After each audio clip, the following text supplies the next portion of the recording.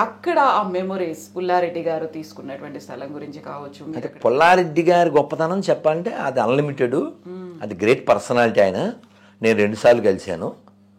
ఆయన చెప్పారు నాతో, అంటే మేము అప్పుడు అయోధ్య విషయం మాట్లాడలేదు, అప్పుడు తిరుమల విషయంలో 2005 8 మొత్తానికి ఆ టైంలో 2007 తిరుమల తిరుపతి దేవస్థానంలో గొర్రెలు ఉన్నాయి, ఎక్కడ పడితే అక్కడ. గొర్రెలు మీన్స్ సోకాల్డ్ క్రిస్టియన్స్, వీళ్ళు అక్కడ పాడు చేస్తున్నారు అని చెప్పి దాని మీద ఉద్యమం జరిగింది.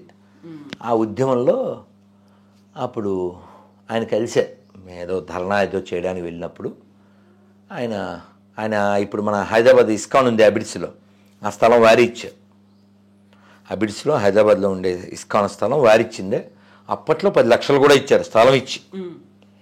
ఆయన నేను కనబడగానే కుర్చీలోంచి లేచి దగ్గరికి వచ్చి, పెద్ద ఆయన మీన్స్ ప్రభుపాదులు వారు మా ఇంటికి 4 తూర్లు వచ్చారు అని చెప్పి చాలా సంతోషంగా చెప్పారు మహానుభావులు.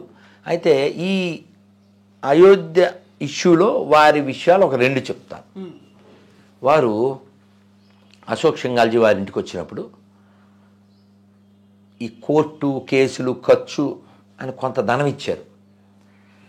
అశోక్ సింఘాల్జీ ఇది సరిపోదేమో, ఇంకా ఫర్దర్గా ముందుకెళ్ళాలి, ఎలాగ మనం ఈ కార్యం ఎలా విజయవంతం అవుతుంది, ఈ లాయర్లు ఈ పోషణ ఇదంతా అవసరం కదా అంటే, ఆయన ఇంట్లో నుంచి అశోక్ సింఘాల్జీ చేయి పట్టుకుని ఇలా బయటికి తీసుకొచ్చి, ఏం పర్వాలే ఇల్లు అమ్మేద్దాం, మీరు పని ఆపకండి. అది పుల్లారెడ్డి గారు. తీయన్ రెడ్డి గారు ఇంకొకసారి ఎప్పుడు ఆయన పెద్ద చదువుకోలే కానీ మహా జ్ఞాని, చాలా సింపుల్ పర్సన్. వారి గురించి రాఘవులు గారు చెప్పారు, వాళ్ళ ఇంట్లో మంచి హైఫై నేల ఉండదంట, చాలా సింపుల్ నేల. జీతం పనోళ్ళతో పాటు వాళ్ళ అబ్బాయికి కూడా ఇస్తారట ఆయన ఉన్నప్పుడు. మాకు అల్లుడికి కూడా, మాకు జీతాలు ఏంటి, మీరు పని చేస్తున్నారు తీసుకో అసలు. అయితే ఆయన వాళ్ళ ఇంటి స్త్రీలు కూడా పెద్ద పెద్ద సొమ్ములు దిగేసుకోరంట, సింపుల్గా ఉంటారు. అలాగే వారు ఫ్లైట్ ఢిల్లీ నుంచి హైదరాబాద్ రావాలి, ఆయన ఎక్కడంతో ఫ్లైట్ ఎక్కడమే ఓ 300 మంది ఉన్నట్టున్నారు ఫ్లైట్లో. అందరికీ అయోధ్య ఇష్యూ అందరికీ ఒక్కొక్కరికి పట్టుకెళ్ళి బుక్ ఇచ్చేశారు. అంటే నిరంతరం ధర్మం కోసం అదొకటి. ఇంకోటి విన్నాను, ప్రతి నెల లేకపోతే ప్రతి సంవత్సరమో విశ్వ హిందూ పరిషత్తు ఈ కార్యక్రమాలు చేయడానికి 5 లక్షలు ఎంతో పంపించేవారు. ఇలా తన ధనాన్ని తన శరీరాన్ని ఆయన ధర్మం కోసం దైవం కోసం వినియోగించారు. ఓ చోట చదివాను నేను, మన కోటి విహెచ్పి ఆఫీసులో, దేశానికి ధర్మానికి వినియోగపడని ధనం దేహం ఎంతుంటే ఏమిటి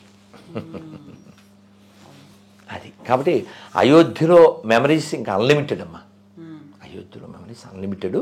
అయితే ఈ కరసేవ జరగడానికి ముందు కూడా ఒకటి చెప్తాను, అంటే 89, 90, 91 ఈ సమయాల్లో, తర్వాత కాలంలో కూడా 92 తర్వాత కూడా జరిగినాయి కొన్ని. రామ రథయాత్ర కావచ్చు, రామ జ్యోతి కావచ్చు, రామశిలా యాత్ర కావచ్చు, ఇవన్నీ డిఫరెంట్, ఒక్కొక్కటి ఒకటి. మేము కొన్నిటిలో ఉన్నాం, రామజ్యోతిలో ఉన్నాం, రామశిలాయాత్రలో ఉన్నాం, రామ రథయాత్రలో ఉన్నాం. ఇలా చాలా జరిగినాయి. మాకు 90లో ఓ పాట పాడించారు, నా బాగా గుర్తు, అంటే ఇప్పటికి 33 ఏళ్ల క్రితం.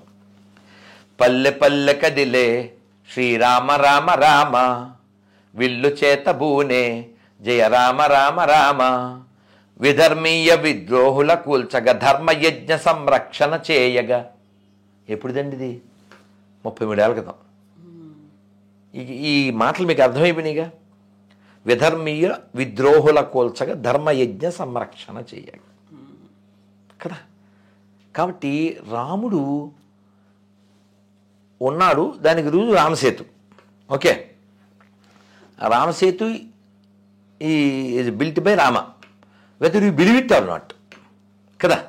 ఇప్పుడు నువ్వు ఒక క్రిస్టియన్ని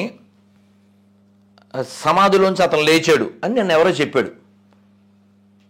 నేను అన్నాను ఇది ఖాళీ కుర్చీ, ఇందులో ఒక ఖాళీ కుర్చీ చూపించి ఇది ఖాళీ కుర్చీ, ఇప్పుడే జస్ట్ ప్రభాస్ వచ్చి వెళ్ళాడు అని దాని మీద కొన్ని పూలు శాలువ పెట్టి చెప్తే నువ్వు నమ్మాలి.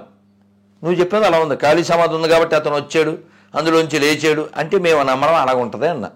కానీ ఇలా నేను మాట్లాడినట్టు నువ్వు అలా మాట్లాడవుగా వాళ్ళ విషయంలో, అది వాళ్ళ బిలీఫు అంటాడు వీడు. వాళ్ళ బిలీఫ్లు ఉంటాయా, మాకుండవా కదా. సో రాధా మనోహర్ దాస్ జీ, మీరు ఒక రామ సంకీర్తన, రామనామ జపం ఏదన్నా ఒక పాట. అన్నమయ్య చెప్తారు అంటే రాముడు ఎవరు, క్వాలిటీస్ ఏంటి అంటే, సీతాదేవి పాలి చింతామణి ఈతడు దాసుల పాలి ఇహ పరదైవము, రామచంద్రుడితడు రఘువీరుడో, కామిత ఫలములీయ కలిగనే ఇందరికి, రామచంద్రుడితడు రఘువీరుడో,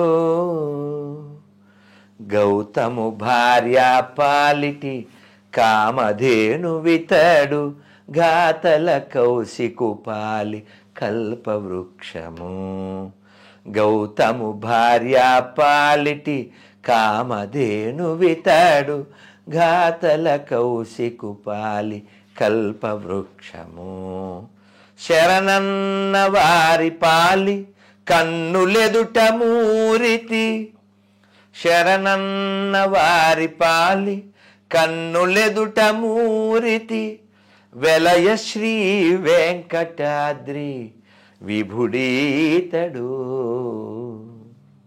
శరణన్న వారి పాలి కన్నులెదుట మూరితి, వెలయ శ్రీ వెంకటాద్రి విభుడీతడు, రామచంద్రుడితడు రఘువీరుడు. భవ్య దివ్య మందిర నిర్మాణమైంది, బాలరాముడిని అందులో ప్రాణప్రతిష్ఠ చేయబోతున్నారు. రాముడు పుట్టిన నేల, రాముడు తిరిగిన నేల, రాముడు అక్కడికి మళ్ళీ వస్తున్నాడు. ఆల్మోస్ట్ 500 ఏళ్ల పాటు నిరీక్షణ, 100 ఏళ్ల పాటు పోరాటాలు, కోర్టు కేసులు, ఉద్యమాలు, ఇవన్నీ, అవమానాలు, బలిదానాలు. ఇప్పుడు బాలరాముడిని అక్కడ చూస్తున్నప్పుడు ఎలా అనిపిస్తుంది? అద్భుతం కదా. అందులోనూ నిర్మాణము, దాని వాస్తు, దాని శైలి, దాని మీద పెట్టిన ఎఫర్ట్స్ ఇవన్నీ చాలా వ్యాలిడ్. నువ్వు ఒక చిన్న ఇల్లు కట్టలేవు, ఒక చిన్న ఇల్లు కట్టలేవు నువ్వు. అటువంటిది ఏదో జరిగిపోతుంది అని అనుకున్నది ఏమీ జరగకుండా ప్రశాంతంగా ఇంత ఆలయం వస్తుంది. ఎవరో ముల్లా గారు ఒక ఆయన అనౌన్స్మెంట్ చేశారు, 22 जनवरी को सब मस्जिद में రామ్ నామ్ జపుకోరు అన్నాడు ఆయన. ఎందుకంటే ఏం చెప్పాలండి, ఎందుకంటే ఏం చెప్పాలి కదా. రాముడు అందరూ వాడండి. రాముడు ఇప్పుడు ఎడారి మత విదేశీ మత గ్రంథాల్లో ఒక ప్రాంతం పేరు చెప్పి ఆ ప్రాంతానికి నేను సంబంధించిన వాళ్ళనే అంటుంటారు వాళ్ళు.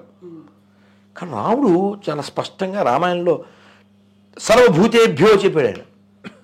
నేను అందరికీ అభయం సర్వభూతేభ్యో అన్నాడు. అందరికీ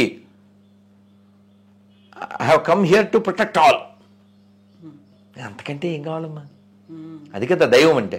అందుకే మళ్ళీ అన్నమయ్య చెప్తాడుగా, దేవదేవం భజే దివ్య ప్రభావం, రావణాసురవైరి